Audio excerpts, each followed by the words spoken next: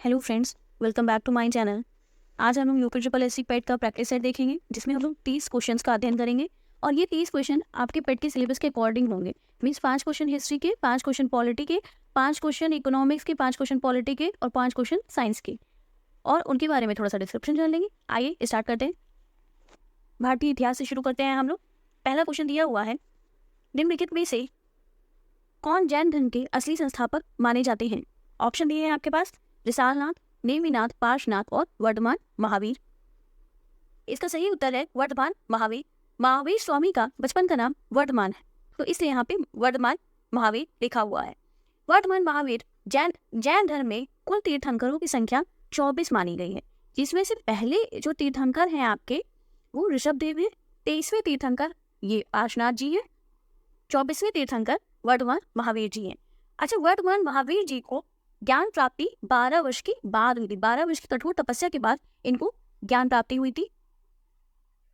वर्धमान महावीर का जन्म कब हुआ था? वर्धमान महावीर का जन्म 540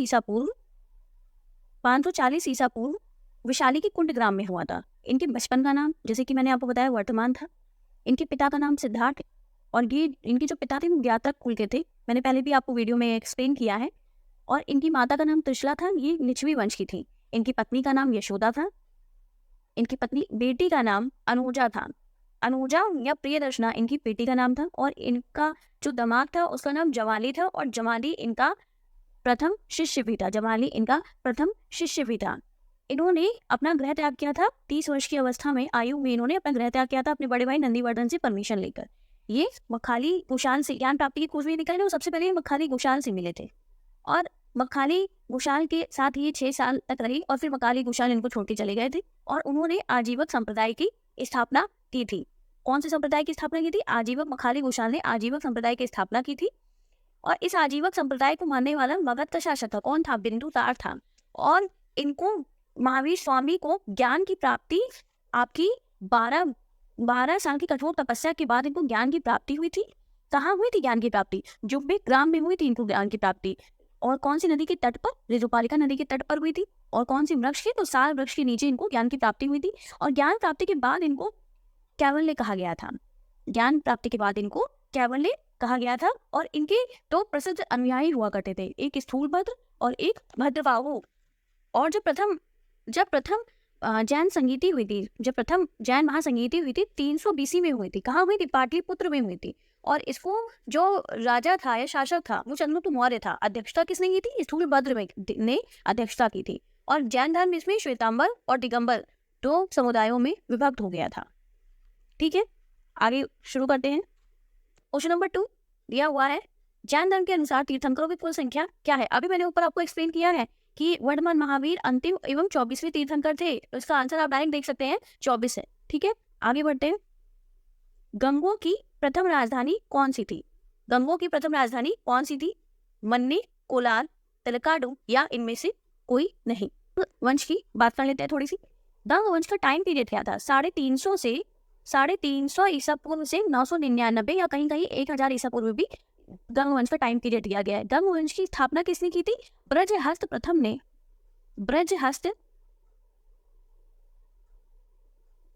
गंग वंश की स्थापना की थी।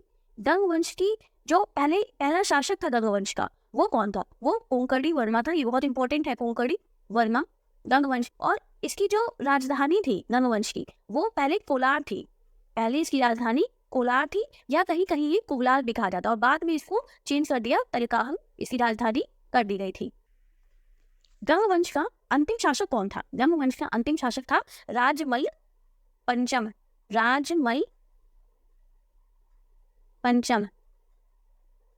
ये गंग वंश का अंतिम शासक था। ठीक है, और गंग वंश आपका कावेरी नदी के तट पर था स्थित। ठीक, तो मैंने आपको बताया कि गंग वंश की जो राजधानी थी पहले क्या थी? कोलार थी, और बाद में तलकाडु हो गई थी। ठीक है, तो गंग वंश की प्रथम राजधानी की बात कर रहे हैं ना, तो आंसर है कोलार। नेक्स्ट क्वेश्चन पे आते हैं, क्वेश्चन नंबर 4। संभाजी के पश्चात निम्नलिखित में से किसने मराठा राज्य की बागडोर संभाली? ऑप्शन दिए हैं आपके सामने, राजाराम, बालाजी विश्वनाथ, गंगाबाई या नानाजी देशमुख। आइए देख लेते हैं इसके बारे में हम। मराठा साम्राज्य का जो फाउंडर था या संस्थापक का क्या नाम था? मराठा साम्राज्य के फाउंडर का छत्रपति शिवाजी महाराज। छत्रपति शिवाजी महाराज, शिवाजी महाराज इसके फाउंडर थे या संस्थापक थे। छत्रपति शिवाजी महाराज के पिता का नाम शाहजी भोसले था, शाहजी भोसले था, और माता का नाम जीजाबाई था। छत्रपति शिवाजी की 3 पत्नियां थीं, 3 पत्नी थी, एक साई बाई और एक सोथरा बाई और एक पुतली बाई। पुतली बाई जब छत्रपति शिवाजी की मृत्यु हुई तो ये पुतली बाई, इनकी जो पत्नी थी, ये इन्हीं के साथ सती हो गई थी। और साई बाई के पुत्र थे, उनका नाम था शंभाजी। जो पहली पत्नी थी उनके पुत्र का नाम था शंभाजी, और सोथरा बाई के पुत्र का नाम था राजा राम। तो जब छत्रपति शिवाजी की मृत्यु होती है तो छत्रपति शिवाजी डिसाइड करते हैं कि हम राजा राम को राजा बनाएंगे, साम्राज्य की बागडोर राजा राम के हाथ में देंगे। लेकिन शंभाजी, राजा राम को हटा के शंभाजी ने कमान संभाली, तो शंभाजी आपके छत्रपति शिवाजी महाराज के बाद दूसरे राजा बनते हैं। और यहीं पे ये भी याद कर लीजिए कि 1665 में एक बहुत इंपॉर्टेंट संधि होती है। 1665 ईस्वी में आपके शिवाजी और जयसिंह के मध्य आपकी पुरंदर की संधि होती है। बहुत इंपॉर्टेंट क्वेश्चन है ये। 1665 ईस्वी में शिवाजी और जयसिंह के मध्य पुरंदर की संधि होती है। तो शंभाजी ने कमान संभाली। अब शंभाजी ने जब कमान संभाली तो उस समय औरंगजेब का जो पुत्र था अकबर, औरंगजेब का जो पुत्र था अकबर भाग के चला गया दक्षिण भारत और वहां शंभाजी से शरण मांगी। तो शंभाजी ने इनको शरण दे दी। लेकिन औरंगजेब को जब पता चला तो औरंगजेब गए इनके पीछे और शंभाजी को मार डाला, और इनकी पत्नी यशोबाई और साबू को गिरफ्तार करके अपने साथ ले आए। फिर जब ये ले आए तो शंभाजी के बाद कमान संभाली किसने? कमान संभाली आपकी राजा राम ने। उसके शंभाजी के पश्चात कमान किसने संभाली? राजा राम ने कमान संभाली। फिर जब औरंगजेब की 1707 ईस्वी में मृत्यु हो जाती है तब इनका जो औरंगजेब का जो बेटा होता है मुअज्जम, ये राजा बनता है। और जब ये राजा बनता है तो ये दबाव के कारण, क्योंकि ये बहुत बूढ़ा था, बहुत एज में ये राजा बना था, तो ये किसी से लड़ाई नहीं करना चाहता था, तो प्रेशर के कारण इसने शाहू जी को और इनकी यशोबाई को छोड़ दिया। और उधर राजा राम की मृत्यु हो चुकी थी। अब राजा राम की जब मृत्यु हो चुकी थी तो राजा राम का जो बेटा था शिवाजी सेकंड, उसका नाम था शिवाजी सेकंड, बहुत छोटा था, तो वो अपनी माँ ताराबाई के संरक्षण में वो राजा बना। जब साहू जी छूटे तो साहू जी गए और इन्होंने कहा कि मुझे राजा बनना है, तुम हटो यहाँ से। तब होता है 1707 ईस्वी में खेड़ा का युद्ध। 1707 ईस्वी में खेड़ा का युद्ध होता है। किसके बीच में? ताराबाई या कह लीजिए शिवाजी सेकंड और शाहू जी के बीच में। और इसमें शाहू जी की मदद की थी किसने? बालाजी विश्वनाथ ने इनकी मदद की थी। और इसके बाद ये इनको हरा देते हैं और शाहू जी खुद राजा बन जाते हैं। अब मराठा साम्राज्य की कमान आ गई थी शाहू जी के हाथ में, और अब ये क्या करते हैं कि ये बालाजी को प्रथम पेशवा अपना बना देते हैं। होप सो आपको इससे थोड़ा सा मराठा साम्राज्य क्लियर हुआ होगा। ठीक है, अच्छा यहीं पे हम ये देख लेते हैं कि छत्रपति शिवाजी महाराज जो फाउंडर थे, इनके समय में ही अस्त्र प्रदान था। तो मैंने आपको बताया कि छत्रपति शिवाजी महाराज के बाद राजा बनते हैं शंभाजी, और शंभाजी की मृत्यु हो जाती है तो कौन बनते हैं? राजा राम बनते हैं। तो इसका सही उत्तर क्या है? राजा राम। आइए नेक्स्ट क्वेश्चन पे चलते हैं। नेक्स्ट क्वेश्चन कह रहा है आपका, सबसे पहली रेलवे लाइन किसके शासनकाल में निर्मित हुई? ऑप्शन दिए हैं आपके सामने, Lord Dalhousie, James Cornwallis, Lord Bentinck और वॉरेन हेस्टिंग्स। तो इसका सही उत्तर है लॉर्ड डलहौजी। सही उत्तर क्या है इसका? लॉर्ड डलहौजी इसका सही उत्तर है। जी का टाइम पीरियड है, कितना टाइम पीरियड था इसका? डलहौजी का टाइम पीरियड था 1848 से 1856 तक। और इसने किया क्या था? इसने सबसे पहले तो रेलवे लाइन का विकास किया, इसने निर्मित किया, ये तो अच्छा काम किया था, लेकिन इसी ने व्यवगत सिद्धांत भी दिया था, यह राज्य हड़पने की नीति भी दी थी। ठीक है, चलिए नेक्स्ट क्वेश्चन में जाते हैं। ये 5 क्वेश्चन हमने हिस्ट्री के देख लिए हैं। होप सो गाइस आपको समझ में आए होंगे। इसके साथ ही मैंने और भी बहुत क्वेश्चंस आपको करा दिए हैं। भारतीय राष्ट्रीय आंदोलन से संबंधित प्रश्नों को देखते हैं ना। क्वेश्चन कह रहा है, भारत की फॉरवर्ड ब्लॉक की संस्थापक कौन थी? ऑप्शन दिए हैं आपके सामने, Ashok Mehta, option 2 Asaf Ali, option 3 JB Kripalani, option 4 Subhash Chandra Bose. आइए देखते हैं, इसका सही उत्तर है सुभाष चंद्र बोस। 23 जनवरी 1897 को उड़ीसा के कटक में होता है। उड़ीसा के कटक में इनका जन्म होता है।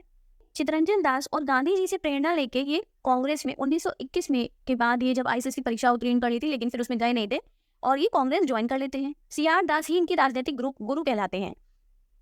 सुभाष चंद्र बोस ने ही इंडिपेंडेंस ऑफ इंडिया लीग की स्थापना की थी। 1938 का हरिपुरा गुजरात जो कांग्रेस का अधिवेशन होता है, उसकी अध्यक्षता सुभाष चंद्र बोस जी ने ही की थी। और उसके बाद 1939 में भी कांग्रेस के ये अध्यक्ष के लिए खड़े थे और इनके ऑपोजिट में गांधी जी के प्रतिनिधि थे सीताबे पट्टानमैया, और उनको हरा के सुभाष चंद्र बोस ने ये अध्यक्षता हासिल की थी। किंतु मतभेदों के कारण ये अध्यक्षता छोड़ देते हैं और उसी के बाद ही ये फॉरवर्ड ब्लॉक की स्थापना करते हैं, इसी की इस्तीफा दे देते हैं ये 1939 के बाद। ठीक है, और इन्होंने ही दिल्ली चलो और तुम मुझे खून दो, मैं तुम्हें आजादी दूंगा, ऐसे नारे दिए हैं इन्होंने। चलिए नेक्स्ट क्वेश्चन की ओर जाते हैं। क्वेश्चन नंबर 7 कह रहा है प्रसिद्ध कविता सरफरोशी की तमन्ना निम्नलिखित में से किसने लिखी है? ऑप्शन दिए हैं आपके सामने। बिस्मिल, अजीमाबादी, चंद्रशेखर आजाद, अशफाक उल्लाह खान, राम प्रसाद बिस्मिल। इसका सही उत्तर है बिस्मिल अजीमाबादी। परंतु इसको स्वतंत्रता संग्राम में अगर नारे के रूप में जो प्रस्तावित किया है उसका श्रेय किसको जाता है? उसका श्रेय जाता है राम प्रसाद बिस्मिल जी को। और इस कविता का जो प्रकाशन है वो सभा नामक न्यूज़पेपर में किया गया था। नेक्स्ट क्वेश्चन की ओर चलते हैं। क्वेश्चन नंबर 8, ऐतिहासिक लखनऊ समझौते के निर्माता तथा वियतनाम मीन्स मास्टरमाइंड होने के लिए हिंदू मुस्लिम एकता के राजदूत की उपाधि से किसे सम्मानित किया गया था? इसमें बस इतना सा मतलब है कि हिंदू मुस्लिम एकता के जो राजदूत की उपाधि दी गई थी वो किसे दी गई थी? ऑप्शन दिए हैं आपके सामने। सर सैयद अहमद खान, फजल उल हक, कादरी मोहम्मद अली जिन्ना।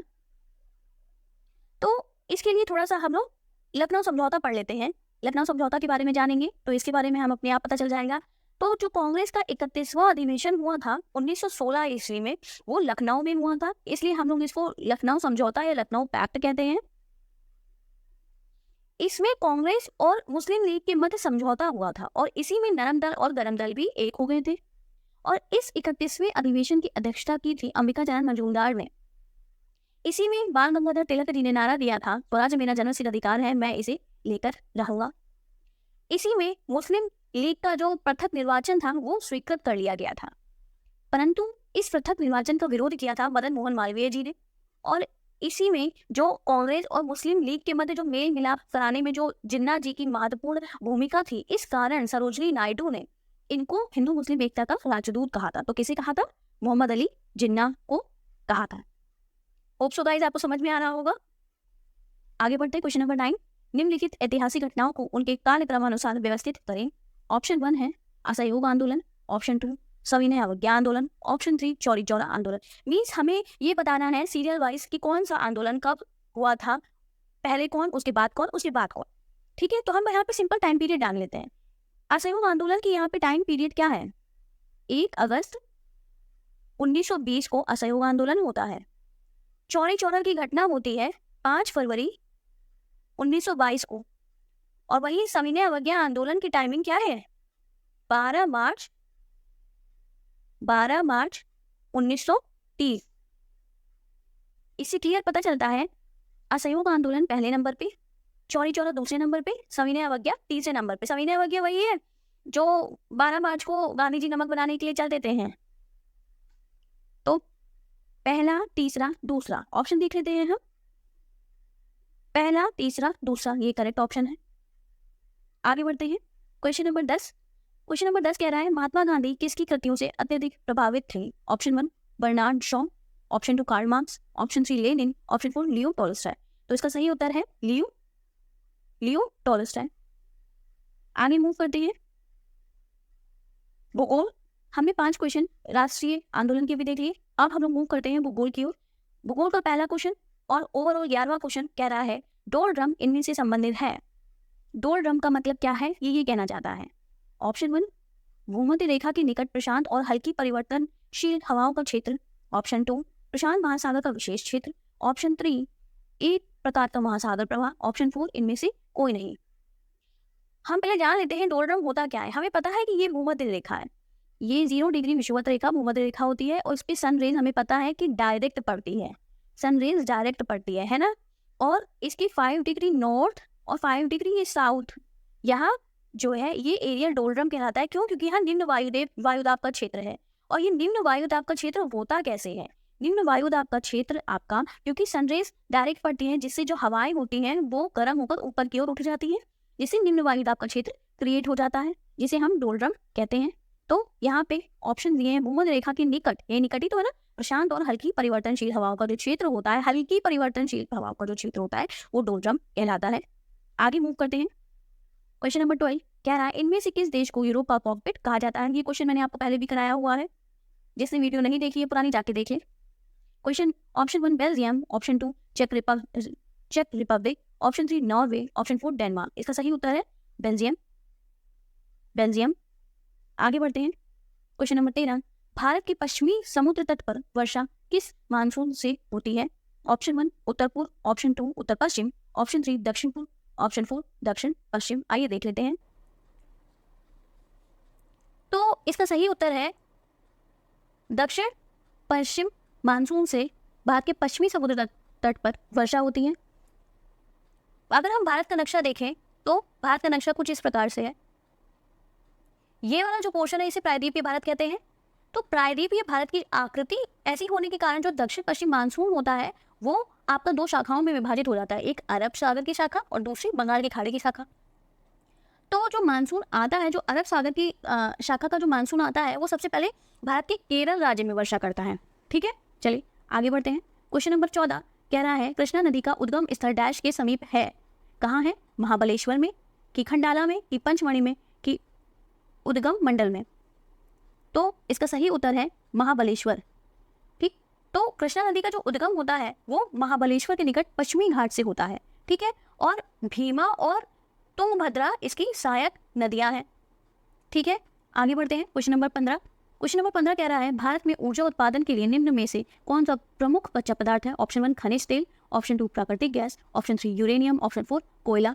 इसका सही उत्तर है कोयला। इसका सही उत्तर है कोयला। अपने देश का लगभग 85% ताप विद्युत उत्पादन जो है वो कोयले पर निर्भर करता है। ठीक है, आगे बढ़ते हैं।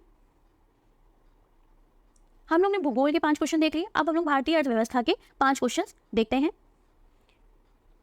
क्वेश्चन नंबर 16 यहाँ कह रहा है हमसे निम्न में से कौन सी पंचवर्षीय योजना सही नहीं है? ऑप्शन 1 मतलब टाइम पीरियड किस पंचवर्षीय योजना का, किस 5 ईयर प्लान का सही नहीं है? ऑप्शन 1 पहला 5 ईयर प्लान इन्होंने बताया 1951 से 56 तक है, दूसरा 5 ईयर प्लान 56 से 61 तक, तीसरा 5 ईयर प्लान 61 से 66 तक और चौथा 5 ईयर प्लान 66 से 71 तक है। तो पहला तो यहाँ पे बिल्कुल सही दिया है कि पहला 5 ईयर प्लान आपका 1951 से 56 तक है। जिसने पुरानी वीडियो हम फिर कह रहे नहीं देखी वो जाके देख ले, मैंने ये कराया हुआ है। और पहला जो मॉडल है, पहला जो पंचवर्षीय योजना है वो हेरोडोमर मॉडल पे भी आधारित है, ये भी बताया है। और द्वितीय पंचवर्षीय योजना आपकी ये 5 ईयर्स की होती है। ठीक है, तो द्वितीय भी सही है, 56 + 5 तो 61। ठीक है, थर्ड की टाइमिंग भी देखो 61 से 66, इसके जस्ट बाद शुरू हुई। ठीक है, लेकिन तीसरी के बाद ना एक ईयर के सिंगल रोलिंग प्लान आए थे, एक ईयर के तीन बार आए थे। ठीक है, और उसके बाद आपका चतुर्थ शुरू हुआ था। ठीक है, 3 ईयर के रोलिंग प्लान आए थे। इसका मतलब ये इसमें +3 करोगे तो कितना आएगा? 69। मतलब जो नेक्स्ट हो गया आपकी चौथी पंचवर्षीय योजना वो 1969 से 74 तक होगी। तो ऑप्शन 4 मेरा सही है। ऑप्शन 4 जो है आंसर है, सही है मतलब आंसर है। इसमें क्या है कि किसकी टाइम पीरियड सही नहीं है? तो चौथी की टाइम पीरियड सही नहीं है। ठीक है, आगे जंप करते हैं क्वेश्चन नंबर 17 में। देश की आर्थिक प्रगति का निर्धारण किसके आधार पर किया जाता है? ऑप्शन 1 दिया है देश की प्रति व्यक्ति आय में वृद्धि, ऑप्शन 2 वर्ष के दौरान उत्पादित पूंजीगत माल की कीमत में वृद्धि, ऑप्शन 3 ट्रेड यूनियनों की संख्या में वृद्धि, ऑप्शन 4 देश के सामान्य कीमत स्तर पर गिरावट। देखो, देश की जो आर्थिक प्रगति होगी, अगर इंसान की तरक्की होगी तभी तो देश जो है आर्थिक रूप से प्रगति करेगा। तो सिंपल प्रति व्यक्ति आय में अगर वृद्धि होगी तो देश मेरा आर्थिक रूप से प्रगति करेगा। Option 1 is your correct answer. आगे बढ़ते हैं। क्वेश्चन नंबर 18 कह रहा है प्रधानमंत्री जनधन योजना का उद्देश्य क्या है?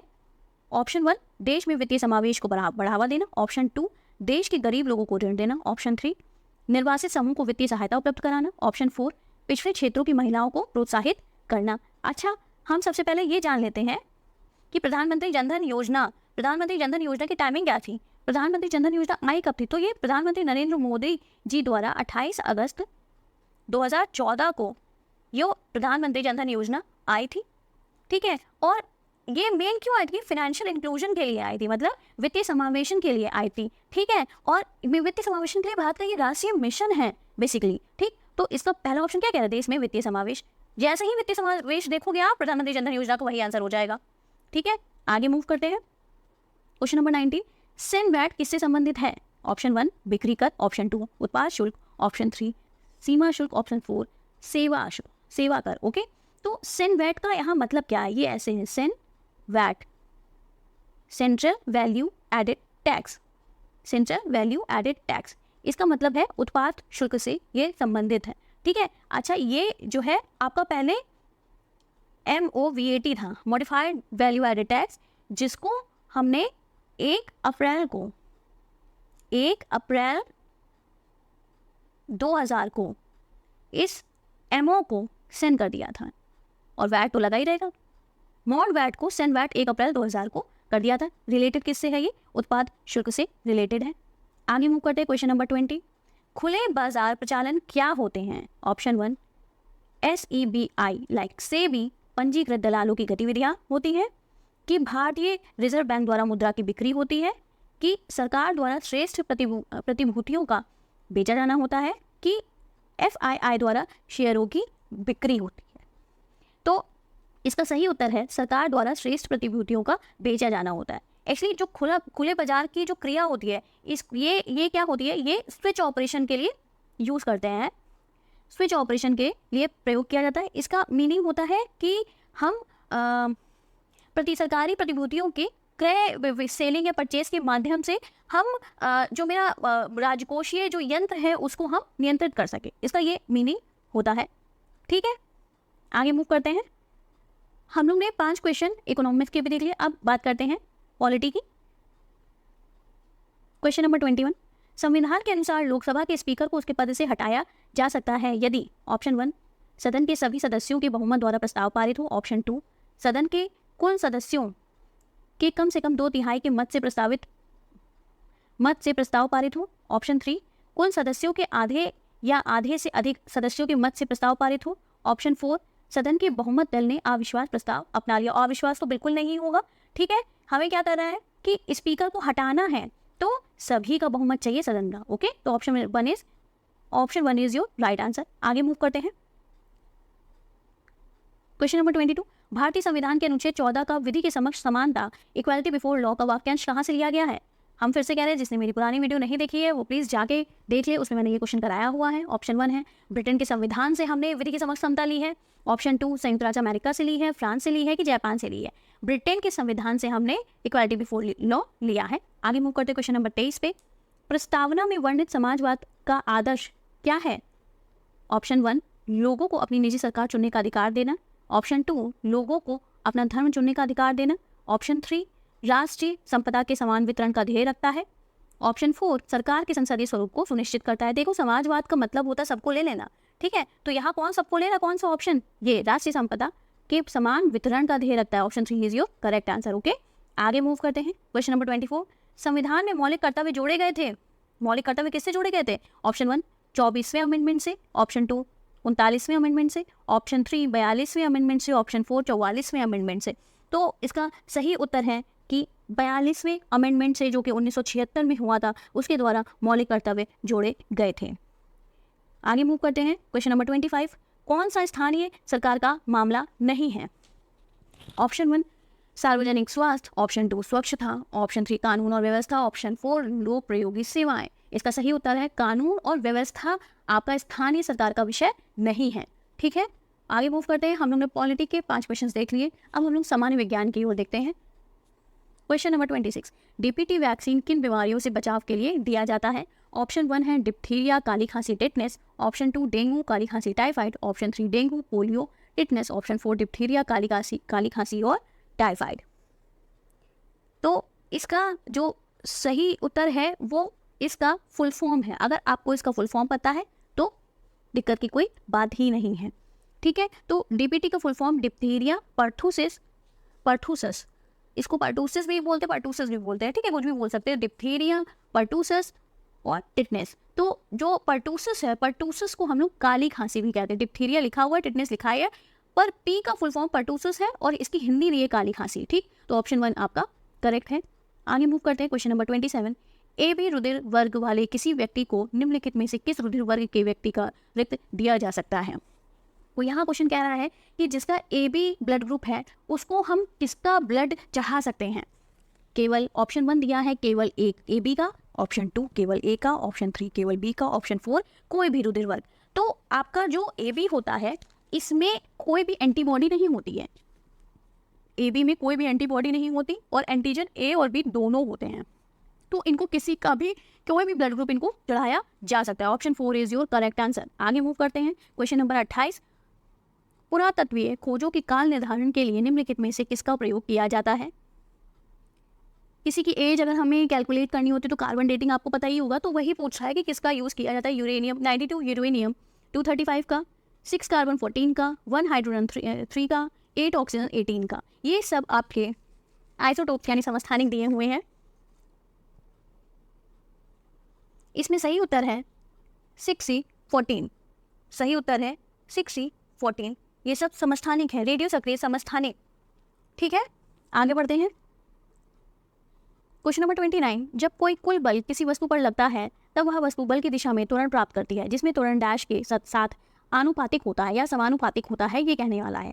ऑप्शन 1 वस्तु पर जो लगने वाला बल होता है उसके साथ होता है आनुपातिक, या वस्तु के वेग के आनुपातिक होता है, या वस्तु के द्रव्यमान के, या सभी विकल्प के आनुपातिक हो जाता है। हमें पता है आप सबको न्यूटन की गति का सेकंड लॉ पता होगा, F = ma। तो वस्तु पर लगने वाले बल के अनुक्रमानुपाती होता है या अनुपातिक होता है, ये पता है। तो option 1 is your right answer.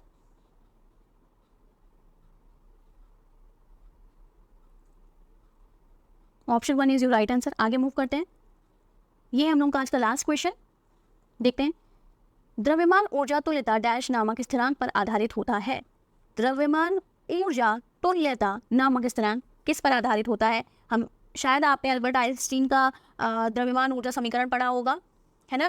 द्रव्यमान ऊर्जा समीकरण पढ़ा होगा जिसमें E = एनर्जी आपका इसके mc² के इक्विवेलेंट होती है, जहाँ पे c क्या है, प्रकाश की वेग है, निर्वात में प्रकाश का वेग। तो इसका आंसर क्या हुआ, निर्वात में प्रकाश की गति। होप सो आपको वीडियो अच्छी लगी होगी। अच्छी लगी हो तो वीडियो सब्सक्राइब करिए, लाइक करिए, शेयर करिए। Thank you for watching.